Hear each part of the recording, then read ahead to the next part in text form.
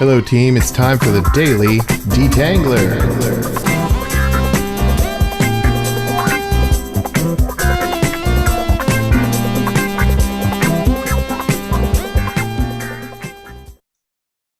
All right, let's talk about synthesizing with others. I spent a lot of time over the weekend working through and trying to detangle myself on what is really happening in this situation where we have so many smart people and we know, for example, that something's not quite right and we have to engage and figure it out.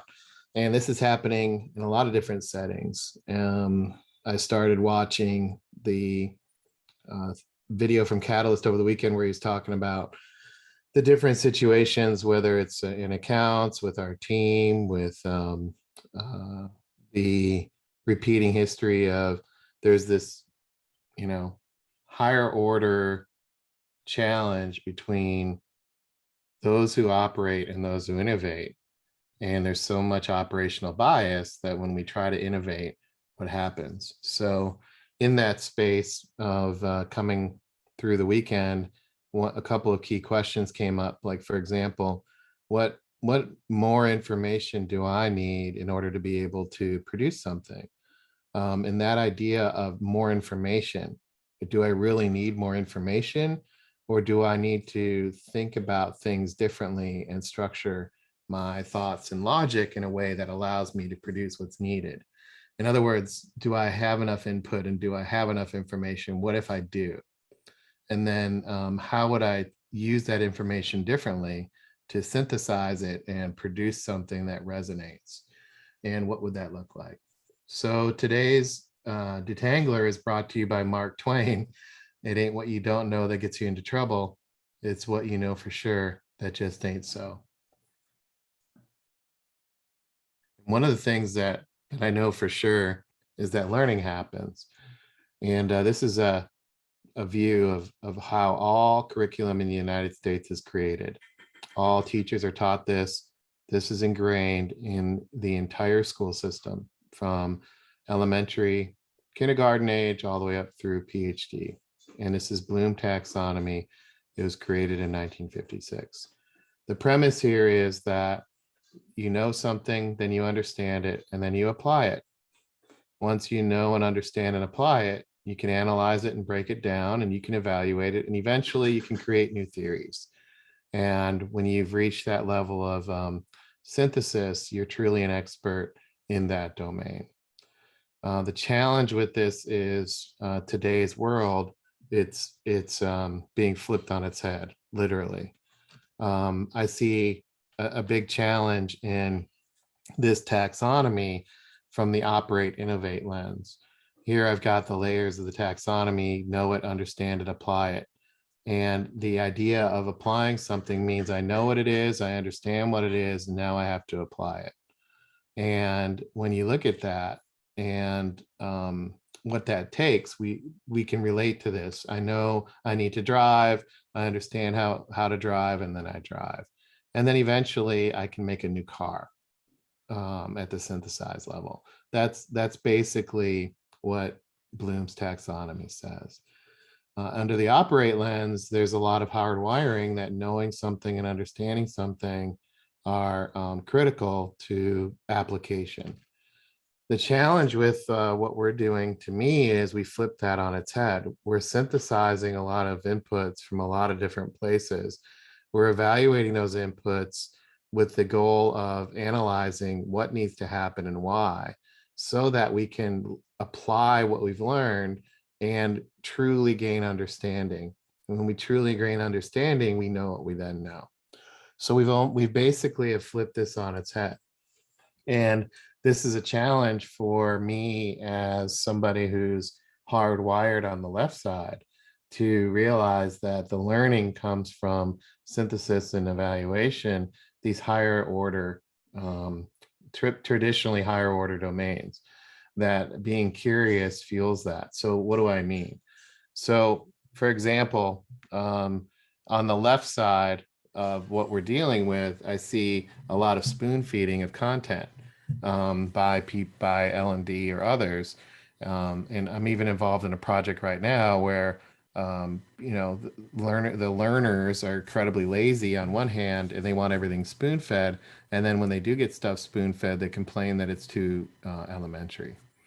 And then when you don't spoon feed them, they get all upset because you're making them think, for example. Everybody wants best practices. Well, what are best practices? They're shortcuts to what you need to know and understand so that you can just go apply something without thinking. Customers don't want to be told what to do. They want people who can help synthesize and evaluate. Shooting with customers starts with shooting with each other internally, and there's a lot of biases internally around our individual hardwired silos. There's very little time and energy spent discovering why something's important. Look how myself, I don't spend enough time. I don't ask enough questions on why and what when I look in the mirror. I think L&D and HR people believe they know the best way to make people learn. Like they have the corner market on making people learn. I used to think that too, that I'm an expert in learning, and how if people would just do it my way, they would become, better because they would learn my way. Individuals are taught and encouraged to focus on what they need to know. And so you end up with, what do you want to learn? Well, I want to go learn something completely irrelevant to the job, or I need to go out and because I have a hobby, I'm going to go spend company money to learn that hobby because it's what I want, not necessarily what the company needs. And if you look at it, what to do is based on what you know. In other words, in the Bloom's taxonomy view, in order to do something well, you have to know it well. And if you do something well because you know it well, you can then move up into writing books about it. That's what Bloom's taxonomy tells you. So the more you know, the better off you are. So you need to focus on what you know and being able to defend what you know so that others don't push back on you, right? So, and then all of this reinforces a bias. And that's what we're confronting at growth enablement. We're actually confronting this hardwiring. It's like we're forcing people to agree on questions they've never thought of asking.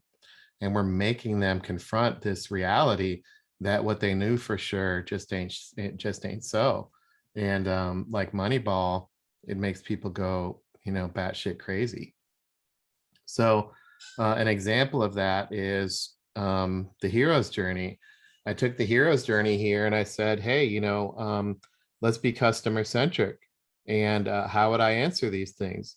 Customers are wondering, step one, what are we really experiencing? How would I explain that? And can I explain that? Or am I going to just say, well, everybody knows that? Customers are wondering, what can I really do about it? There's a person inside the client that says, what can I really do about it? Is there a path forward here? And how would I explain what that is if I were a salesperson? A customer is asking, how am I going to get there from here? Where is there? How do I know? And these are kind of massaged questions from the hero's journey that we've been working on. But if you think about it, salespeople are not necessarily equipped to be able to answer and help their customers navigate these questions that they have. Yet everybody says they're customer centric. So this is an example of, if you can't answer these questions as a salesperson, how are you going to help your customers navigate these very same questions inside their own environment? And that's this idea of being customer centric. And how do you answer that, and how will salespeople? How do I go about answering that for us, right? And am I confronting that? And that comes down to creating shared understanding, but also being curious about what this really is and co-creating it together. And that as an operator doesn't come naturally. It's almost like we have to teach people how to work all over again, to synthesize first and then figure out how to structure it so that they can make progress together.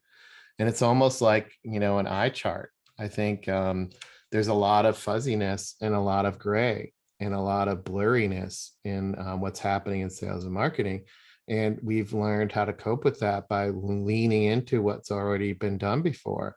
But as Mark Twain said, it ain't what you don't know that gets you into trouble. It's what you know for sure. And that left side blurriness is status quo. And we all can relate to it. We get a lot of pushback, and Catalyst is getting, clubbed and hit square in the face with the blurry left side. And when he tries to bring clarity to it, they push back, which is why I think this idea of being scripted and having this scripted response creates this clarity of less fuzziness, and shared understanding, right? And this is kind of the first step of that inverted pyramid of synthesizing with others. Do we even see the same thing? It's not what we both know, it's can we both synthesize together, because we're flipping the taxonomy. We're flipping what it means to learn, what it means to apply something. Starts with factoring in different perspectives that are fuzzy. So, I was thinking about, well, they have this scripted response. So to keep the tennis going back and forth in the scripted response, what questions could I ask? And, I've been trying to practice these, but they don't come naturally. These are questions that are new to me. Like, hey, what does this mean to you? Or what can you infer from this? What can you add? What else can you tell me? What can we create together right now on the C slide, or with our shared screen? What happens if we combine things, or what would it look like if? I don't know if these are pure synthesis questions, but they seem to be less how. It's not about how, it's what and why, right? And that's what I'm really focused on here. So one of the things that I started listening to, I got through the first 2 minutes of what Catalyst sent over the weekend, and I zoomed around inside of the video, because I kind of figured where he was going, and I was looking for what are some of his challenges, right? And him and I talked over the weekend, and he said he was taking this inventory of challenges, and so he shared this. And this is perfect because, from an operate lens, do I know what these things are? Do I understand what they are? And can I do these things? That's completely different than let's synthesize all this together, evaluate it and analyze it, and then apply it. So the path to application is 180 degrees different. What does it mean to produce something? What does it mean to go use it from the right side versus the left? And there's a lot to discover here. So what can I do to discover that? And to me, the key here, if I had to pick one box, it's this perspective box. As I shared in the Detangler on Friday, perspective and perception are absolutely critical to this whole thing. And that view of how do I stay in check, and how do I keep my perspective on the go to customer side, on the innovate side? How do I do that? So trying to clarify what I mean by that, and trying to land that concept of perspective, I built this chart. There's a bit of a logic trail that people have, and when I looked at and looked this up and kind of researched it, if you will, there's this assumption challenge that I always have about perspective, and I wanted to break this down. Like, where do assumptions come from? So I just put some things. This is what happened in the last 3 or 4 days. I was jotting down some notes around, okay, what's the situation? I saw my computer froze. I saw a guy sitting on the curb. I had a person in a meeting constantly checking texts. And then I'm just borrowing one from kind of Mimecast that I've heard, right? So those are the situations.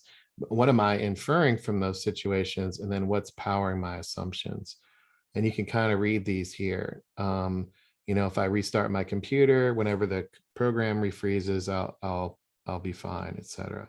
So these assumptions based on the operate lens versus the innovate lens are interesting. I think the reason why I'm bringing this up is synthesis on the innovate side, and I'm synthesizing and factoring in everybody's perspective. I can declare my assumptions and I can check my assumptions.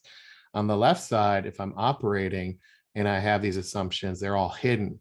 My assumptions are hidden, and it's all about what I know, what I comprehend, what I need to do. It's all about me.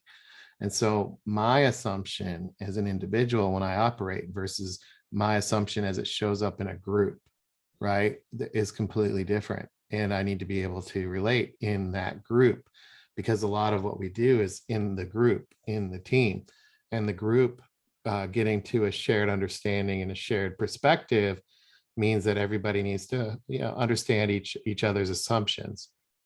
And so that's part of the challenge of perspective, is a lot of these assumptions are not stated. So what can I do to declare my assumptions more? And I've seen this work when I've said, well, here's my assumptions, and I've listed those out. It's broken free. We were able to have a more of a synthesis discussion because I'm declaring my assumptions. So one of the things I spent way too much time on was trying to figure out what is in this box. Like, if I have inputs and I'm getting lots of inputs, and I can produce outputs, but the outputs aren't necessarily the best for use in this situation. It's what's happening in my head. There's something, structure wise, logic, perspective, assumptions, knowledge, comprehension, a lot that's going on. So I took a scenario of, how do we help people see? See what is the question, right? Like, really just trying to draw out what is this idea of seeing. And we need to help people see. And they all have assumptions. And at the same time, they're coming at it in most situations from an incredibly hardwired and biased perspective. And when we help people see through synthesis, it's going to be 180 degrees out, because their definition of seeing is, what do I need to know? Tell me what I need to understand and tell me what to go do. Not ask me questions, right? It's not, what do you think? The operator view on this slide is, tell me what you want me to know, tell me what you want me to understand, and I will go do it. And because you told me what I need to know, you told me what I need to understand, I can decide whether or not I'm going to apply it or not, because I'm in control. When you flip it in a group setting and you ask people, what do you think? And what are you seeing? It's completely different. So what is that? What does it mean to see and do?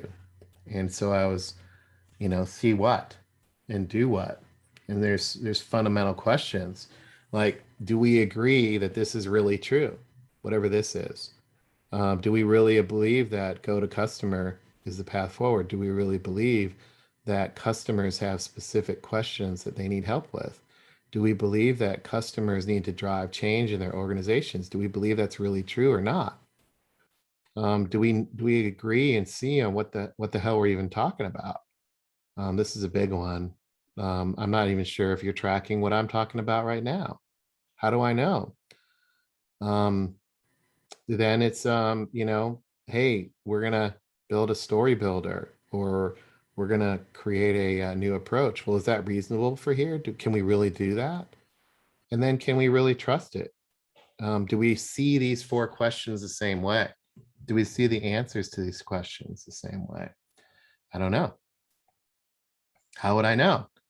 I could use the scripted response, and I could, explore it and ask these questions and gather, perspective.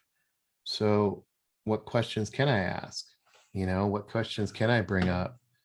And how do I get better at asking these types of questions? Well, what can you add to this? Is this what you're seeing? What happens if we combine these 2 things together? Do you still think it applies, etc.? So the question is, can we all agree?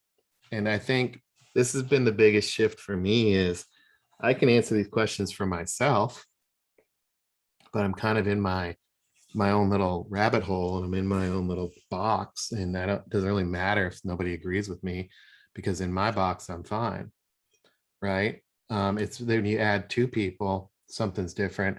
You add 10 people, it's, you get a lot of batshit crazy. So how does that work?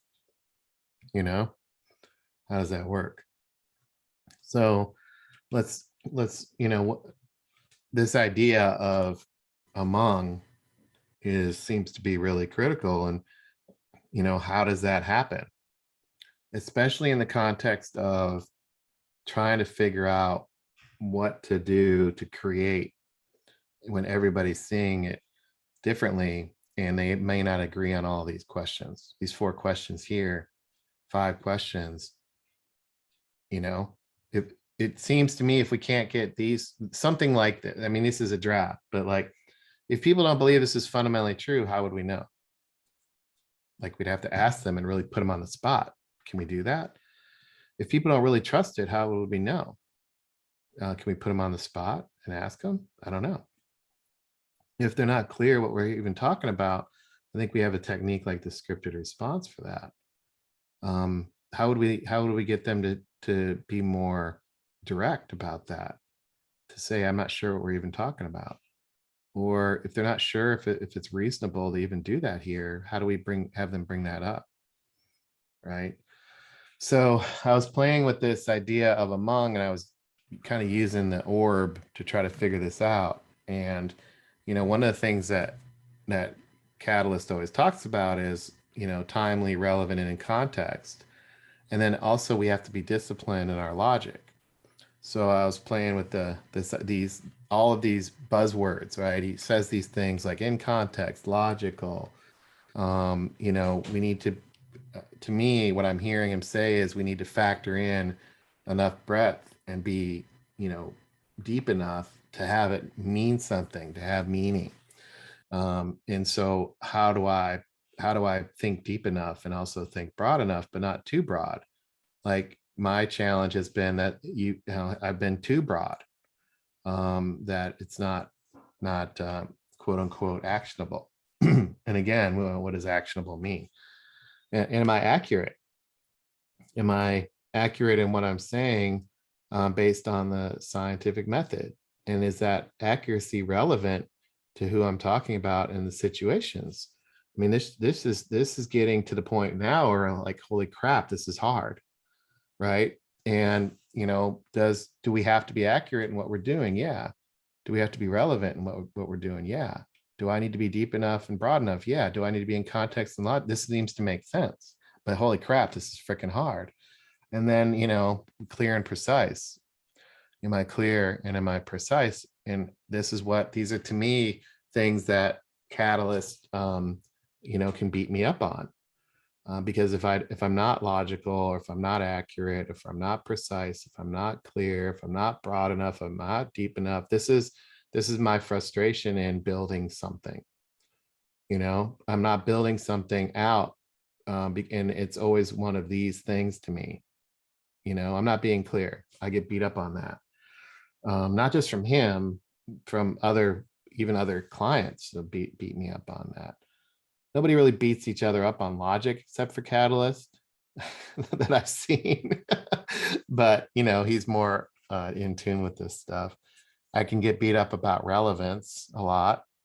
I can get beat up about, the context piece, which is not for my role.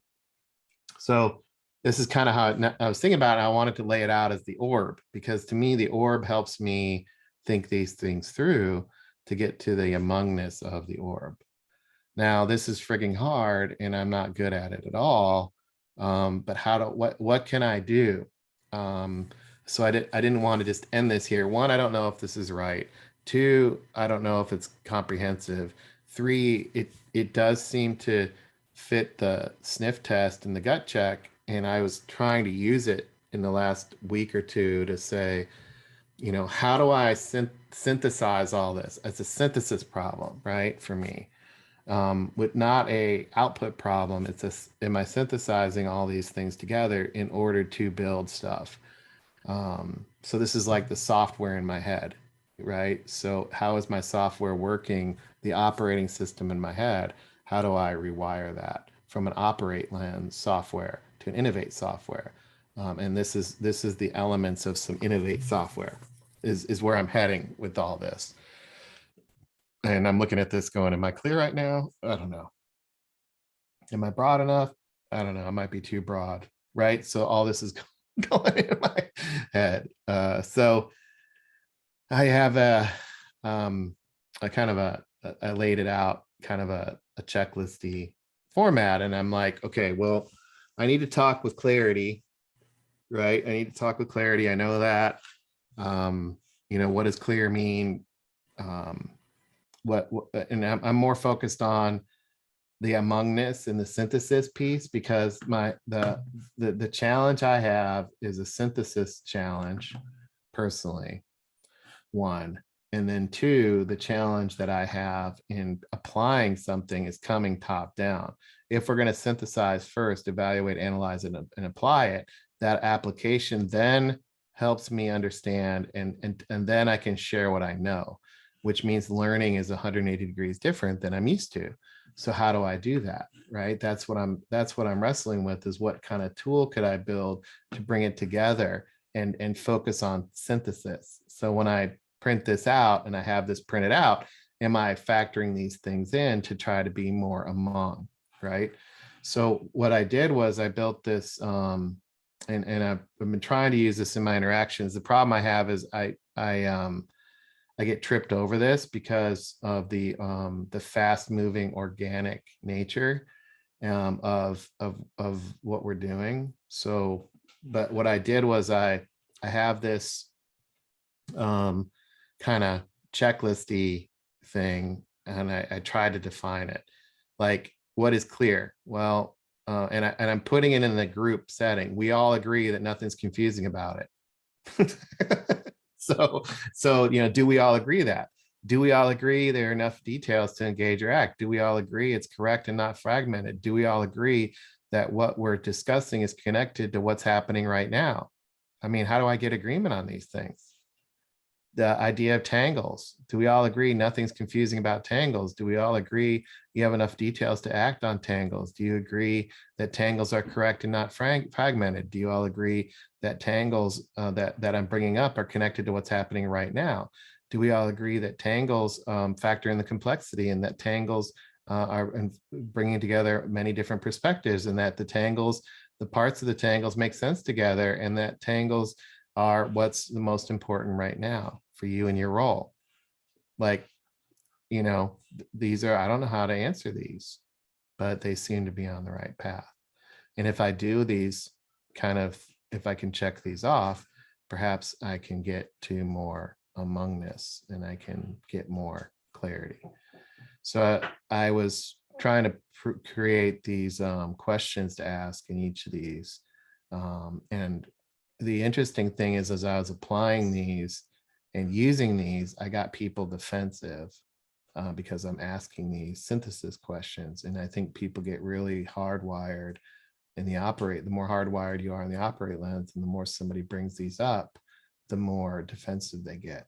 And I think that's, if I ask, can you be more specific? It gets people really flustered. Or can you elaborate on that? Or why is this so difficult? That can make people really defensive.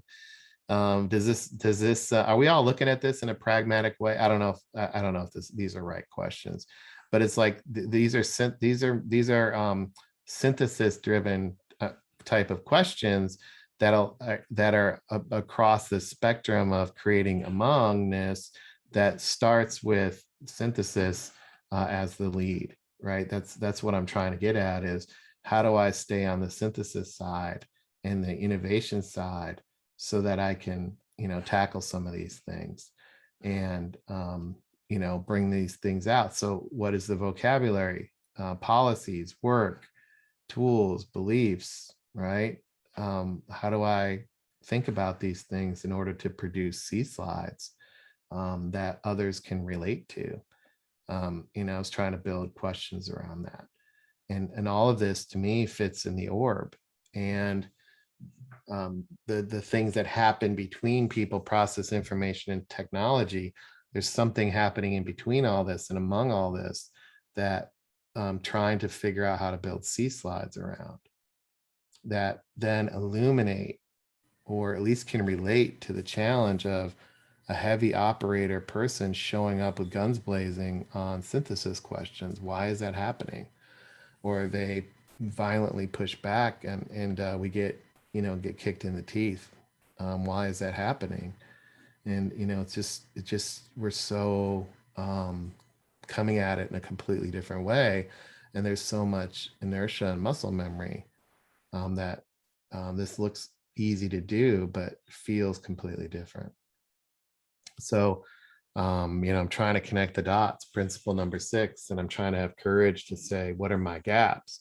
And and I'm trying to apply these things. It's been really clunky and it's been a real challenge. I'm not um, necessarily wired on the innovate side. I want to be creative, I want to be innovative, but the idea of being disciplined in that is new to me. And it's been really tough to push myself over to that side and try to use it in the last week or two. And it's really clunky. And the more I use it, the more it just permeates me, and I'm getting kind of eviscerated in my other client because they're heavy operator. And um, the more I think innovate, the more they push back because they're heavy operate, and it sucks to be stuck that way. So that's today's Daily Detangler. I wanted to share some of the things that I'm seeing and working through on the innovate side, also create some sort of um, you know example of this like amongness challenge I have, that it's not so much about having information, it's about what am I doing with it. And the more I try to structure out what's happening with what I'm doing, the more I'm realizing what I don't know, which has to do with more about how I'm thinking. And that's the challenge with creating slides, is how I'm thinking about it, right? So that's been today's Daily Detangler, and I'd love to hear what you think. Take care.